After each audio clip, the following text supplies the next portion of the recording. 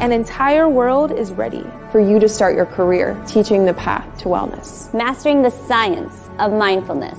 And the art of coaching. To help clients achieve mental, emotional, and physical betterment of life. Through movement, nutrition, recovery, and regeneration. Because impacting one person impacts a family. Impacting a family impacts a community. And impacting a community impacts the world. Become an NASM certified wellness coach.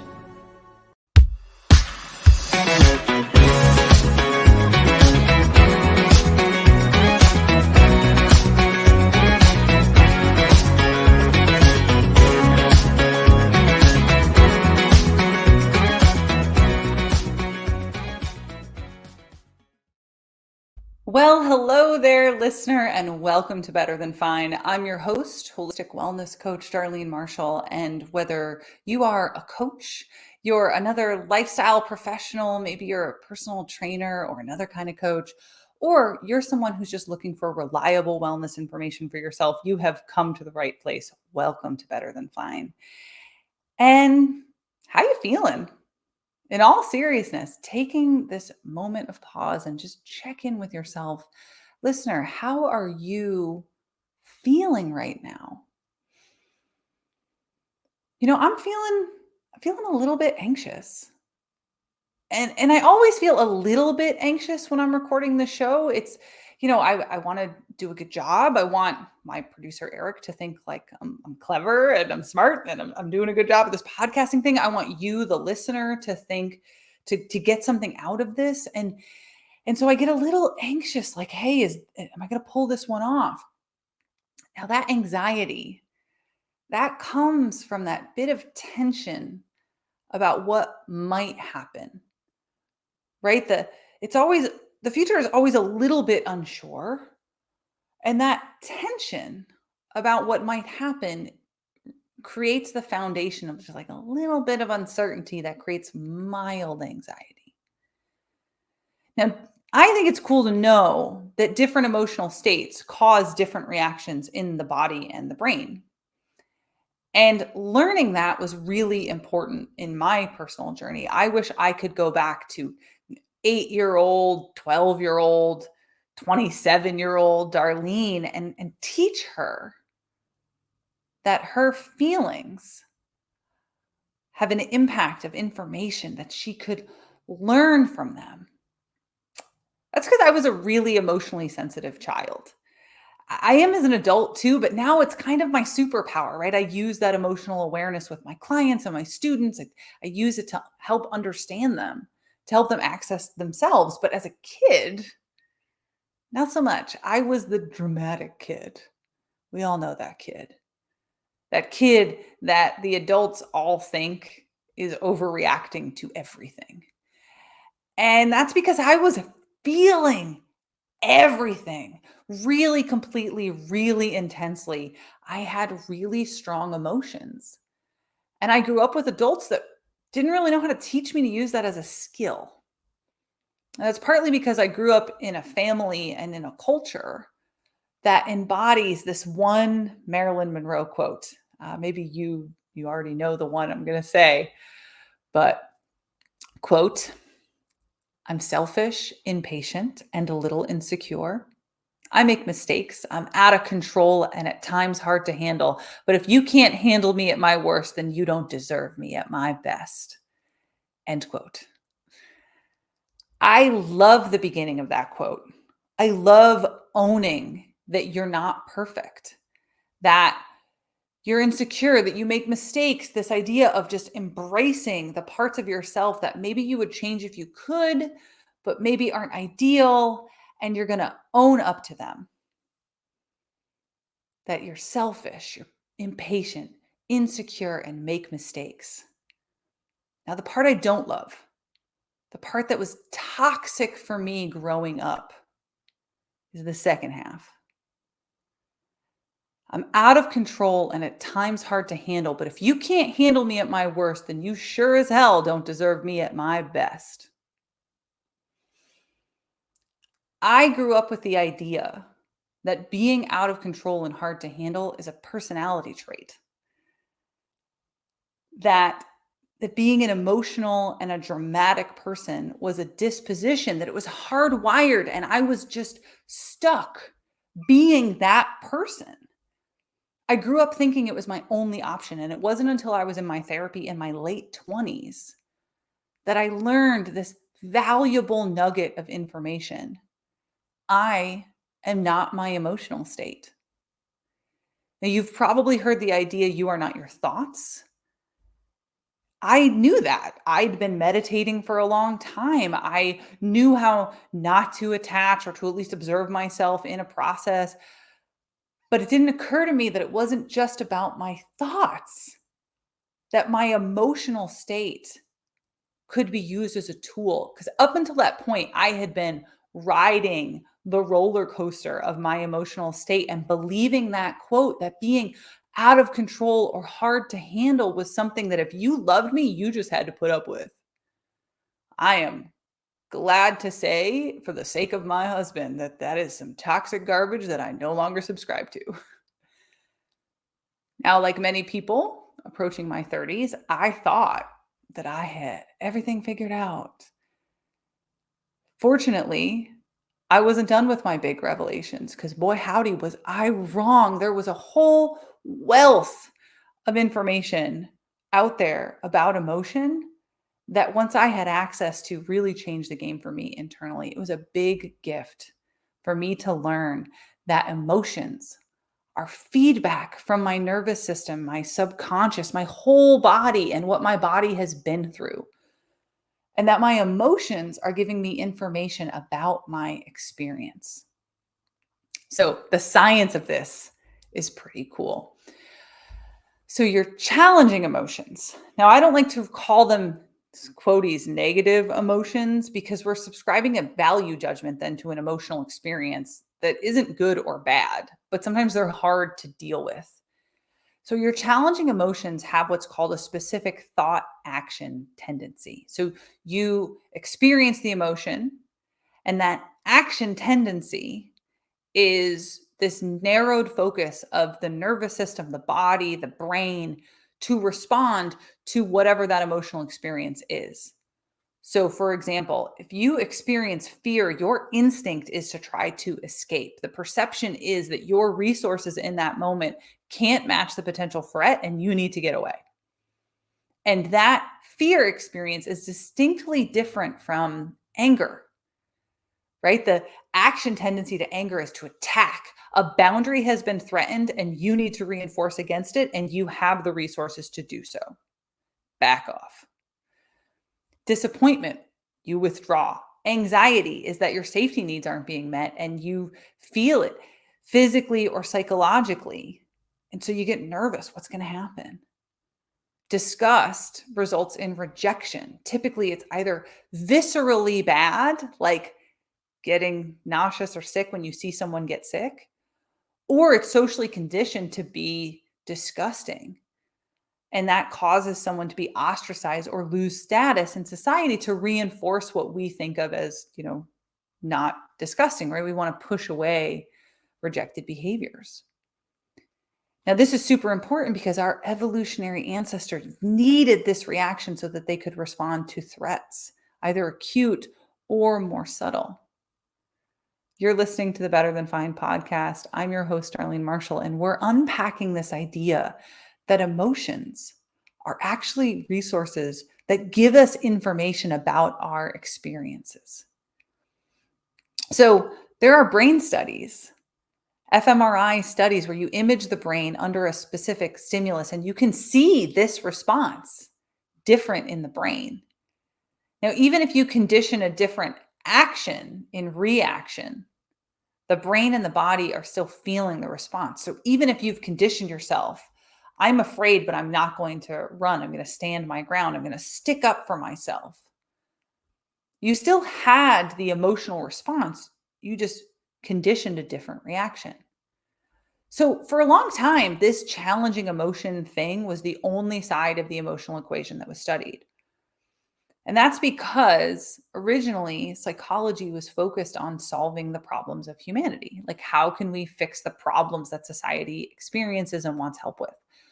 So things like anger can lead to violence, or chronic stress resulting in heart disease, sadness leading to depression. You get the idea. But at the time, psychology researchers thought that mitigation strategy was what mattered. And it wasn't until late in the 20th century that that idea was challenged and research started on the other side of the equation. And what they found was awesome. It's a bedrock of one of the aspects of positive psychology. And it's a huge impact on anybody looking to build wellness and well-being into their life. So what researchers like Barbara Fredrickson found was that what you might call positive emotion, again in quotes because there's a value judgment there, I call pleasant emotion, right? Because it feels good. And pleasant emotions function completely differently in the brain and the body than the challenging ones do. So instead of having these specific action tendencies, right? Fear, flee, the good stuff actually opens you up to more possibility. So when we experience joy, we want to experiment in the world. We want to go off and play. We're more willing to try new things when we're in the presence of joy. You want an example? Go look at any of the girl dad videos where some like big tough guy is having his daughter put makeup on him, right? The Rock posts the best versions of this. His little girl draws on his face all the time because the joy of being with their child opens them up to play, to have their hair done and have tea parties, things that they probably never would have done before that child was born. When we get interest, which is another pleasant emotion, we get curious, we get creative, we want to learn new things. We start making new links and brainstorming ideas. We're better at problem solving. So Fredrickson calls this the Broaden aspect of positive emotion. We get experimental. We're more open to flow states. We grow our intellectual resources. So instead of having these specific action tendencies that narrow our focus and shut us down, it expands our possibilities. And through this expanded possibilities, we build new skills. We're better at learning things. We make friends easier. We grow our minds. We improve our networks. And that's why she calls this the broaden and build theory, right? Broadened cognition that allows us to build new resources, but it actually gets even cooler than this. Because what's really cool in the evidence of the broaden and build theory, that after experiencing joy or awe or humor, people are more attentive to one another. They are more likely to help other people. They're more creative. They're better at problem solving. They have improved cognition and recall. And here's the real big one. They even show less racial bias. All those lumped together are enhanced executive skills and improved pro-social behavior. That's what they call it in the research. We're nicer to people. We like each other more, all from experiencing positive emotion. So negative emotion, challenging emotion, over time are a chronic stressor in the body and the brain. And we know that chronic stress increases heart rate and blood pressure, narrows our focus, it stresses our adrenals, and actually does damage to our brains and our cardiovascular system, our digestive organs. Like stress is not good for the body. Pleasant emotional experiences have actually been shown to improve the repair of the damage from that stress. So after 2 years of sustained societal stress, one of the tools that we can be using in our own wellness journey is priming positive and pleasant emotional experiences, because that's part of what's actually going to bring us back. So those who report having more pleasant emotional experiences and those who experiment and intentionally facilitate, like priming those pleasant emotional experiences, they're also more resilient when they are challenged. And we see this in many measurable ways of resilience. So you're listening to the Better Than Fine podcast. We're talking about the way that your emotions are information, and I'm your host, Darlene Marshall. So maybe you're thinking, okay, yeah, like the science is cool. Darlene, you're a big old nerd. Hopefully you're a big old nerd too, because you're listening to this show. You probably want some of the science. Love being a big old nerd. You got it. Emotions are information. How are you going to use that information for yourself and for your clients, for whomever it is that you support?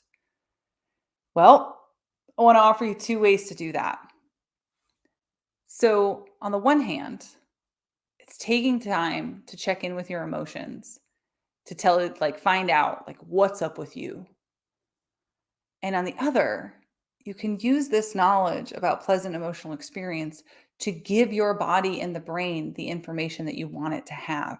So I want you to think about this as a let's try that again. I want you to think about this as a two-way relationship of your consciousness, your choice, the self that gets to choose what you do in your life, like your actual free will. If you listen to the Scott Barry Kaufman episode, we argued about free will a little bit.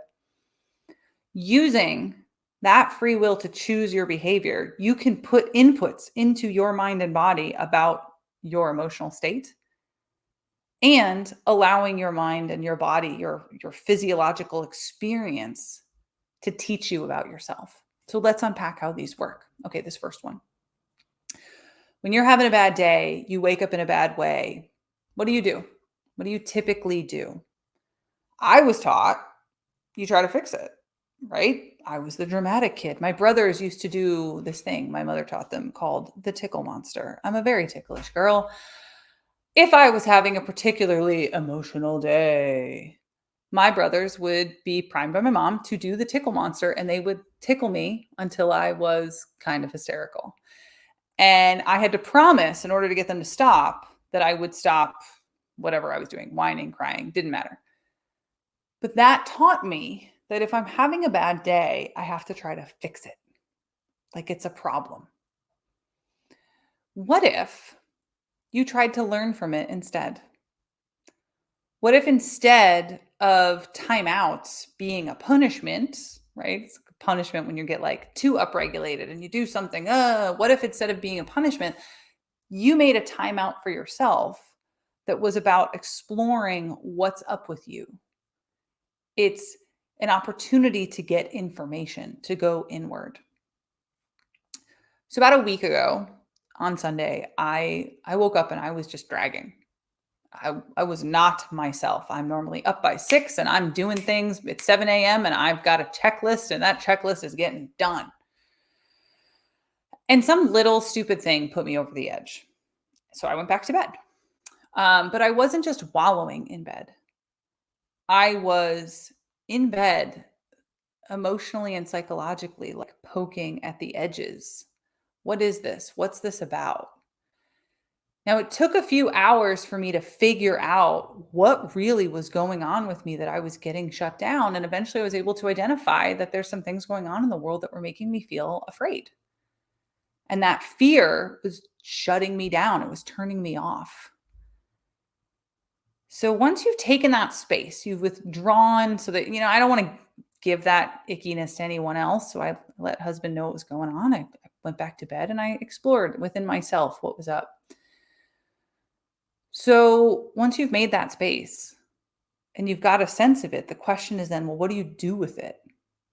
And if you understand what kind of challenging emotion you're having, most challenging emotions can be answered with a bit of time, a bit of personal understanding, and with talking about it. So I went to my husband and I shared those feels with him, because it allowed me to work through the hard stuff by sharing. Brené Brown has a bunch of great work around shame and guilt and fear, and the ways in which those challenging emotions can be addressed through opening up, through trust. Because then it not only is it being shared, it has the opportunity to be validated. So it's not just sharing with anybody willy-nilly, it's sharing with someone or some group, some space that isn't going to shut you down. They're not going to throw that toxic positivity stuff back at you. They're going to make the space for you to feel your feels. And if you don't have that resource available to you in the form of other people, that's what journaling's for. Write it down, decode it, dig into it, label it so you can learn from it. Because by opening up that challenging emotion, you can process it. You can decide how you want to act instead of getting sucked into that thought action tendency. It's a huge aha moment for me when I realize that when I'm feeling angry, someone is violating my boundaries. Because then I could ask myself, did I clearly communicate that boundary? Now, if the answer is no, that's on me. It's time for me to get clear with them about my boundaries. But the answer is yes. If I clearly communicated that boundary and I'm still getting angry because they're still violating that boundary, well, now I have some really valuable information about who I cannot trust. Right? And then I can make some space. So by digging in to the emotional experience, getting the information, you then can choose, how do I want to act based on the information I've now got available to me? But like I said, this is a two-way street. That's you digging into the emotion. What about creating the emotion so you can prime your body and your mind for the experiences you're looking to cultivate in your life? Because the body will tell the mind information, but the mind can intentionally craft experiences to give the body what it needs. So if you've ever heard of power poses, right? There's a great TED Talk about power poses, where if you stand like a superhero and make yourself very tall, you will feel more confident. Or if you lean back in your chair and put your feet up, you'll feel more relaxed. That's intentionally creating a physical experience to get your body to cultivate a certain state of being. You're listening to the Better Than Fine podcast. We're talking about how emotions are information. And I'm Darlene Marshall. So if you've ever heard of the tools of tapping, right, where we tap on the body to release tension. If you've ever heard, now they started calling it shaking. Like 15 years ago, we used to call it tremoring. It's where like you put your body in a space where you can shake, and that releases tension in the body. Breath work, pranayama is what they would call it in yoga. It's intentionally different ways of breathing that create different states in the body and the mind. These are all different ways that you can use the tools that you have available to you to create states in the body. If you exercise for your mental health, I know many ultra marathoners are actually people who struggle with depression and anxiety because running is the tool that they use to work through that mental state to keep them out of depression. If you practice gratitude in a meaningful way. And when I say meaningful way, I mean that you are cultivating the actual emotional experience of gratitude instead of, if we just write like, I'm grateful for my house, I'm grateful for my dog, I'm grateful for, like, that's not an emotional experience. Taking the space to tap in to the feeling of gratitude and what cultivates that feeling in your life. You can decide to change your physiology in ways that then affect your emotional experience. And you can make this a feedback loop with yourself. It's listening to your emotional experience, learning how to interpret what you're feeling, choosing to cultivate experiences that grow more of what you want for yourself, and then acting in ways that respect and honor your emotional self. It's a lot there, but this is an incredible tool and journey into your deeper self when you start exploring, what are my feelings trying to tell me now? And now. And now, because it's an emergent, ever-changing river of yourself. All right, we're going to leave it there.